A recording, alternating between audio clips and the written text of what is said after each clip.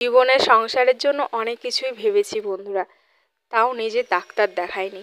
তো অনেক দিন ধরে আমার একটা খুব বড় একটা কিছু হয়েছে, তো সেটা আমি তোমাদের সঙ্গে শেয়ার করিনি বা কারোর সঙ্গে শেয়ার করিনি। তো আমার পরিবারের লোকেরা সবাই জানতো। তো সবাই আমাকে বলেছিল ডাক্তার দেখাতে, কিন্তু ডাক্তার দেখাইনি। কারণ হচ্ছে আমার বরের অনেক ঋণদানা ছিল, তার জন্য ডাক্তারটা দেখিয়ে ওটা হয়নি। ভেবেছিলাম যে বর বাড়িতে আসবে, ডাক্তার দেখাবো, এই করে করে অনেক দিন পেরিয়ে গেছে। এখন জিনিসটা অনেক বড় হয়ে গেছে, তো খুব ব্যথা করে, খুব যন্ত্রণা নিয়ে থাকি। কিন্তু কি বলবো, কপালটাই আমার এরকম। তো এই যে ডাক্তার দেখাতে আজকে যাব ভাবছি, তো কি হয়েছে না হয়েছে সেগুলো তোমাদের সঙ্গে অবশ্যই শেয়ার করব। তো দেখা যাক কি হয় না হয়। মানে মনের ভিতর প্রচণ্ড ভয় আছে জানো বন্ধুরা, প্রচণ্ড ভয় লাগছে যে কি বলবে ডাক্তার, কি বলবে। কারণ আমার একটা ঠাকুমারও এরকম হয়েছে, তারপরে ওর অনেক বড় একটা রোগ হয়ে গেছে। তো সেটা আমার হবে কি না, আমি মানে প্রচণ্ড টেনশনে আছি। দেখতে পাচ্ছ সকাল থেকে মনটা প্রচণ্ড খারাপ। তো সকালবেলা ঘুম থেকে উঠে বাসি ঘরের কাজকর্ম করে শ্বশুরবাড়িতে আছি, বুঝতে পারছো। এখানে এই যে বিছনা টিছনা গুছিয়ে আল্লা টাল্লা গুছিয়ে নিলাম, তো ডাক্তারের কাছে যাবো জন্য নাম লিখিয়ে দিয়েছি ভোরবেলা। মানে ভোরবেলা বলতে সকালবেলা নাম লিখিয়ে দিয়েছি। আর এদিকে হচ্ছে আজকে কিন্তু অনেক বড় একটা বিশেষ দিনও আছে, যেই গুরুত্বপূর্ণ কাজের কথা বলেছিলাম সেই কাজটা আজকে আছে, তোমাদের সঙ্গে শেয়ার করব। তো তার আগে চলো দেখিয়ে নিই আমাদের আজকে কোথায় আমি ডাক্তার দেখাতে যাব, কিসের ডাক্তার দেখাতে যাবো সেগুলো তোমাদের সঙ্গে শেয়ার করব। তো প্রচণ্ড ভয় লাগছে, জানি না কি বলবে ডাক্তার। তো দেখা যাক কি হয়, তাই না? তো তোমরা সবাই অনেক অনেক আশীর্বাদ করো যেন তাড়াতাড়ি আমি সুস্থ হয়ে উঠি।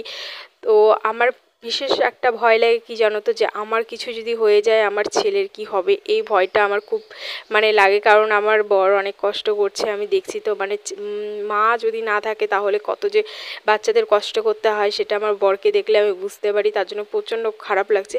তারপরে দেখো বন্ধুরা, এদিকে হচ্ছে বিছনা টিছনা গুছিয়ে, ওদিকে আমার ননদরা এসেছে, সেখানে রান্নাবাড়ি হচ্ছে। মানে বললাম না আজকে একটা বিশেষ দিন, অনেক লোকজন এসেছে, তো রান্নাবাড়ি হচ্ছে।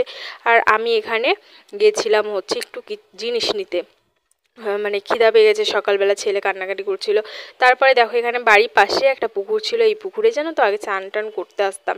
তো জলটা দেখো শুকিয়ে গেছে, আর জায়গাটা কিন্তু খুব সুন্দর লাগছে, তাই তোমাদের সঙ্গে শেয়ার করতে এলাম। তো দেখো এখানে মানে রোদ্রু বেরিয়েছে এত, আমি তাকাতেই পারছিলাম না ক্যামেরাতে। আর এই দেখো মেহেন্দি পড়েছি আগের দিন রাত্রিরে, তোমাদের সঙ্গে শেয়ার করতে ভুলে গেছি। তো মেহেন্দি পড়েছি কেন, তোমরা হয়তো একটু একটু বুঝতে পেরে গেছো। তো চলো শেয়ার করবো তোমাদের সঙ্গে। তো ওইদিকে দেখো বোন আর আমি রাস্তা দিয়ে হেঁটে হেঁটে যাচ্ছি, আর ওই দেখো আমার বর, আর ওর পাটাও দেখো ভালো হয়নি, মানে চারিদিকে সমস্যা। ওরও ডাক্তার দেখালে হতো, কিন্তু ও বলছে এখন আর দেখাবো না, তুমি আগে ডাক্তারটা দেখিয়ে নাও। তো আমার প্রচণ্ড ব্যথা করছে, তার জন্য আমিও ডাক্তারটা দেখাচ্ছি, নয়তো আমিও দেখাতাম না। আর এদিকে যে তেল বোম নিয়েছি আর কিছু ঝুরি ভাজা নিয়েছি, আমার ননদের ছেলেরা এসেছে, সবাই একসঙ্গে খাবো তার জন্য। আর দেখো বন্ধুরা, এই দেখো আমার বরের মানে জায়গাটা তোমাদের সঙ্গে শেয়ার করছি। এটা হচ্ছে রাস্তা, আর এই যে দেখো সামনে ছেলে হেঁটে যাচ্ছে। তো এই জায়গাটায় আমাদের সম্বল। তো সামনে যে শ্বশুরবাড়ি যে জায়গাটা আছে, সেই জায়গার উপর আমাদের কোনো অধিকার নেই। এই যে আমার ছেলে হেঁটে যাচ্ছে, এই জায়গাটুকু আছে জন্যে আজ আমি মনে হয় বরের সঙ্গে থাকতে পারবো আশা নিয়ে আছি, নয়তো জীবনেও আমরা এই ঘর মানে জায়গা কিনতেই পারতাম না। তো একবার মানে ভাবলে না কেমনই লাগে, যে আমার শ্বশুর শাশুড়ি একবারও আমাদের কথা ভাবলো না, জায়গা জমি বেচার কথা উঠে গেছে।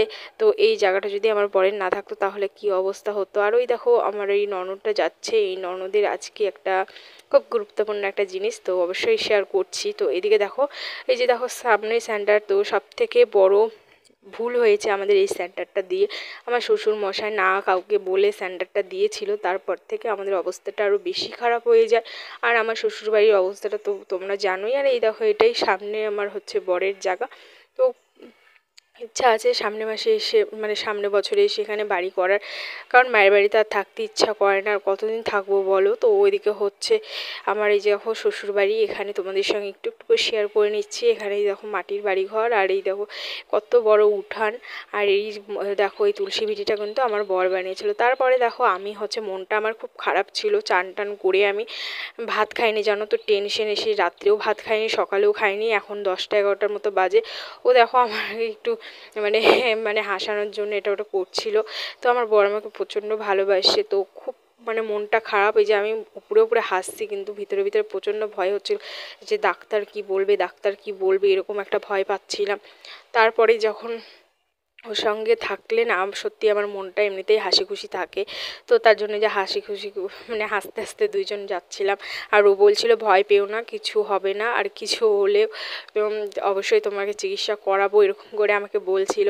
তো মনে অনেক শক্তি নিয়ে যাচ্ছি ছেলেকে বাড়িতে, শ্বশুরবাড়িতে ওখানে রেখে এখন যাব বালুঘাট ডাক্তার দেখাতে। তো চলো যাই, আর যেতে যেতে তোমাদের সঙ্গে শেয়ার করি। তো এখানে দেখো এই যে আমাদের রাস্তায় উঠেই টোটোতে বসে পড়লাম বালুঘাটে যাওয়ার। আর দেখো সামনেই কীর্তন হচ্ছে, জানো তো আমার ছেলে যখন পেটে ছিল, মানে পেটের ছিল, যখন হচ্ছে ও 9 মাস 8 মাসের পেটে ছিল, তখন আমরা এখানে কীর্তনে যেন ভোগ খেতে এসেছিলাম। এখানে খিচুড়ি ভোগটা খুব সুন্দর হয়। দেখো এখানে আশ্রম তো ইস্কনের মানে কীর্তন টীর্তন হয়, তো এখন কীর্তনটা হচ্ছে। তাই ওকে বলছিলাম যে 3 বছর আগে যখন ছেলে আমার পেটে ছিল তখন আমরা এখানে প্রসাদ খেতে এসেছিলাম, এরকম করে বলছিলাম। তারপর দেখো টোটোতে উঠে আমরা দুজন যাচ্ছি। আর এত মানে রাস্তাটা খারাপ ছিল, দেখো কেমন হচ্ছে। আর ও আমাকে বলছে দেখো এইটা হচ্ছে ইয়ের গোডাউন, এরকম করে আমাকে দেখাচ্ছিল। তো তোমাদের সঙ্গে শেয়ার করলাম। আমাদের এখানে কিন্তু অনেক বড় বড় গোডাউন আছে। তো চলো রাস্তা দিয়ে যাই। আর এদিকে দেখো বালুঘাটে পৌঁছেও গেলাম। তো এখন আমরা ডাক্তারের কাছে নেমে যাব। তো খুব ভয় লাগছে মনের মধ্যে যে কি বলবে ডাক্তার, সত্যি মানে খুব টেনশনে আছি, জানো তো। রাত্রে ঘুম হয়নি, সারা রাত ঘুম পাড়তেই পারিনি যে কি হবে কি হবে। আমার বরের এমনিতেই টাকা পয়সা নেই, আমার যদি বড় কোনো রোগ হয় তাহলে পরে আমার বর আমায় চিকিৎসা করতে পারবে না, এরকম একটা ভয় নিয়েছিলাম। তো যাই হোক ফাইনালি চলে এলাম ডাক্তারের এই সামনে। আর তোমাদের সঙ্গে আমাদের এই জায়গাটাও একটু শেয়ার করলাম, কারণ এখানে তো বেশি আসাই হয় না, তাই তোমাদের সঙ্গে শেয়ার করাই হয় না, তার জন্য একটু শেয়ার করে নিলাম। আর প্লিজ বন্ধুরা কেউ স্কিপ করে ভিডিওগুলো দেখবে না, সবাই দেখবে। সবার কমেন্টগুলো আমি পড়ি, অবশ্যই খুব ভালো লাগে। আর তোমাদের সঙ্গে আমি কিছু শেয়ার করতে পারছি না, লাইভে আসতে পারছি না, কারণ আমাদের এখানে নেটওয়ার্কের খুব প্রবলেম। তার জন্য এই যে ভিডিওগুলো দিচ্ছি, এগুলো অনেক কষ্ট করে সেই আমার ভর কত দূর দূর যে সে ভিডিওগুলো আপলোড করে আনছে, জানো তো। তো যাই হোক চলো, পরে আমি যখন বাবার বাড়িতে যাব তখন থেকে আবার লাইভে আসা স্টার্ট করে দেবো। তারপরে দেখো এখানে আমি নাম লিখিয়ে দিলাম, দেখতেই পাচ্ছ এখানে। আর সামনেই কিন্তু আমাদের এই দেখো হসপিটাল, বালুঘাট হসপিটালের সামনেই ডাক্তারের চেম্বার। ডাক্তারটা অনেক ভালো, এর আগে আমি একবার দেখিয়েছিলাম, তখন জিনিসটা অনেক ছোট ছিল, এখন আবার এসেছি। আর এদিকে দেখো আজকে কিন্তু হোলির দিন, তো আজকে হচ্ছে আবির খেলার দিন। তো এখানে দেখো সবাই কি সুন্দর বেরিয়েছে, কত সুন্দর লাগছিল, সবাই কত মজা করছে, আনন্দ করছে। তো হয়তো বাবার বাড়িতে থাকলে আমারও অনেক আনন্দ করতাম এই হোলির দিনে। জানি না শ্বশুরবাড়িতে আনন্দ করতে পারবো কি না, তোমরা তো অবশ্যই শেয়ার করবো কি করি না করি। আর এদিকে দেখো বন্ধুরা আমার ডাক্তার দেখানো হয়ে যাওয়ার পর আমি এই যে এখন আমাকে ডাক্তার রিপোর্ট করতে দিল, মানে ছবি তুলতে দিল, সুগার পরীক্ষা করতে দিল, আর থাইরয়েড পরীক্ষা করতে দিয়েছে, তারপরে ব্রেস্ট পরীক্ষা করতে দিয়েছে। আর এদিকে দেখো আমার বর ওষুধ নিয়ে নিয়েছে, এখন প্রেসক্রিপশন নিয়ে এখন এই গাড়িটা আমাদের ওখানে দিয়ে আসতে যাচ্ছে। তো বলেই দিই আমার কি হয়েছে। তো আমার ব্রেস্টে একটু সমস্যা আছে, মানে কি মানে গুটি গুটির মতো হয়েছে, সেগুলোই মানে খুব ভয় লাগছে, কারণ আজকালকার দিনে ব্লাড ক্যান্সার হচ্ছে খুব, মানে ব্রেস্ট ক্যান্সার মেয়েদের খুব হচ্ছে, সেই ভয়টা আমার প্রচণ্ড ছিল। এদিকে দেখো আমি ডাক্তার দেখিয়ে ছবি তুলে তারপরে যে আবার বাড়ির দিকে চলে এলাম। তো ওদিকে হচ্ছে দেখিয়ে দিলাম বালুঘাটের সেই ব্যানারটা। আর এদিকে দেখো আমরা চলে এসেছি, মানে টোটোতে বসে এখন বাড়ি যাচ্ছি। আর ডাক্তার তো সব কিছু পরীক্ষা করলো, রক্ত নিল। তো না খাওয়া শরীরে রক্ত নিয়েছে, তার জন্য আমার শরীরটা আরও দুর্বল লাগছিল। তো বরকে একদমই বুঝতে দিচ্ছিলাম না, আস্তে আস্তে বাড়িতে এলাম। আর হোলির টাইমে ওদিকে দেখলে ছেলেরা কত সুন্দর মজা করছে। তারপর বন্ধুরা বাড়িতে চলে এসেছি, এখানে দেখো সবাই রান্নাবান্না করেছে, আর যে এদিকে খাওয়া দাওয়া হচ্ছে। আর বলে দিই আজকে একটা বিশেষ দিন, আমার ননদের হচ্ছে আজকে বিয়ে। আমার যে ননদটা ছিল বাড়িতে, সেই ননদের বিয়ে। অনেক আগেই তোমাদের সঙ্গে শেয়ার করেছি যে ননদকে আমি নাকি বাড়ি থেকে তাড়িয়ে দিতে চেয়েছি, আমি ওকে দিয়ে কাজ করিয়ে নিই চাকরের মতো। দেখো আজকে সেই ননদের আমার আজকে বিয়ে। তো এতদিন তো এই কথাটা আমাদের শুনতে হয়েছে, কিন্তু দেখো আজ তো আমি বাড়িতে নেই, তাহলে আজকে ওকে কে পাঠাচ্ছে বলো। তো আমি এরকম কোনো দিনই ভাবি না, বিশ্বাস করো। ও যদি সারা জীবন আমাদের বাড়িতে থাকে, তাও আমি কোনো দিন বলবো না। এই দেখো ওকে একটু ভিডিও করেছিল আমার বোন, ও একটু কান্নাকাটি করছিল, এটা স্বাভাবিকই। আর কারণ কি বলো তো, আমাদের হচ্ছে সেরকম সামর্থ্য নেই যে আমরা অনুষ্ঠান করে বিয়ে দেবো। আর বিয়ে দেওয়ার ইচ্ছাও ছিল না, ছেলের বাড়ি থেকে খুব জোর করেছে জন্যে ও ছেলের বাড়িতে গিয়ে অনুষ্ঠান করবে জন্যে ওকে বিয়ে দেওয়া হচ্ছে এরম করে। আর মা বাবারা যেহেতু রাজি, আমরা এখানে কি বলবো বলো, এমনিতে আমাদের এখানে কোনো অধিকার নেই, তো তার জন্য আমরা কিছু বলিনি। ওর মা বাবা যে যা করেছে আমরা শুধু পাশে থেকেছি, এটুকুই। তো এদিকে দেখো ওকে একটু আগিয়ে দিতে যাচ্ছিলাম। আজকে আমার প্রচণ্ড মন খারাপ ছিল, একেতে আমার ডাক্তার দেখানোর মন খারাপ, একেতে ও বাড়ি থেকে চলে যাচ্ছে সেই মন খারাপ। দেখো যখন আমার বিয়ে হয়েছিল তখন আমার 2 ননদ বাড়িতে ছিল, তাদেরকে খুব ভালোবাসতাম, ছোটো থাকতে থেকে বোন বোন বলে ডাকতাম, খুব ভালোবাসতাম। কিন্তু পরিস্থিতির চাপে অনেক ঝগড়াঝাটির কারণে হয়তো এখন সেরকম কথাবার্তা হয় না, কিন্তু মন থেকে এখনও তাদের প্রচণ্ড ভালোবাসি। যখন শ্বশুরবাড়িতে আসি ওদের সঙ্গে এই কথাবার্তা হয়, ওরা থাকে, কোনো দরকার লাগলে ওদেরকে বলতাম। তো আজ এখন যদি আসি তাদের সঙ্গে আর দেখা হবে না, কথা হবে না, কোনো জিনিস দরকার লাগলে তাদের আর ডাকতে পারবো না। তো এটা নিয়ে খুব মানে মন খারাপ লাগছিলো, অনেক কান্নাকাটি করলাম। ও চলে যাচ্ছিলো, সত্যি খুব মনটা খারাপ লাগছিলো।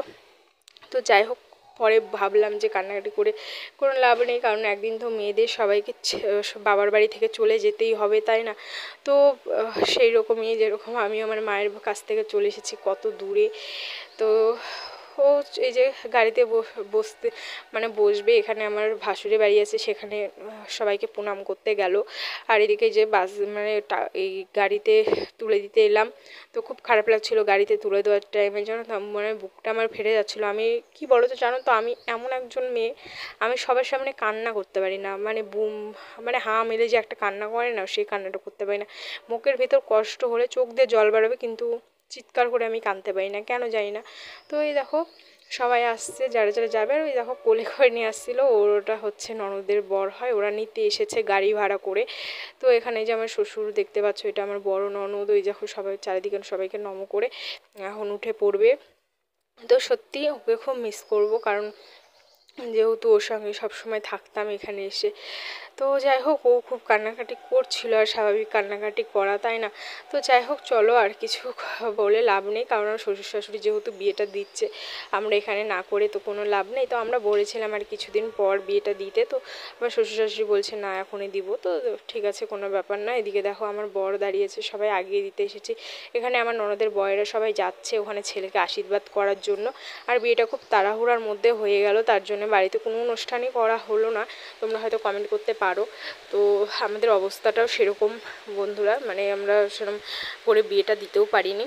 আর একেতে আগের দিন দেখতেই পেলে কতগুলো টাকা দিয়ে আমার শ্বশুরের জমিটা আমাদেরকে ছাড়াতে হলো। তো সেই টাকাটা কিস্তি থেকে আমরা তুলেছি, সেই কিস্তি আছে 2400 টাকা করে মাসে কিস্তি পড়বে। তো অনেক টেনশনে আছি, ছেলের স্কুলের ফিস এদিকে কিস্তি, এদিকে আমার বরেরও অনেক ঋণদানা আছে, সেগুলো আবার বাড়িঘর দিতে হবে, সেগুলো চাপ, অনেক চাপ। মানে এদিকে আমার আবার ডাক্তার দেখানো, মানে কী যে বলবো, কত টাকার ওষুধ দিয়েছে আজকে, 2-3 মানে 2-3 হাজার টাকার ওষুধ নিয়ে এসেছি আজকে। তো যাই হোক, এদিকে দেখো চলে গেল ননদকে নিয়ে আমার শ্বশুররা সবাই মিলে চলে গেল ছেলেকে আশীর্বাদ দিতে। আর ওখান থেকে ওকে সাজিয়ে ওখান থেকে বিয়েটা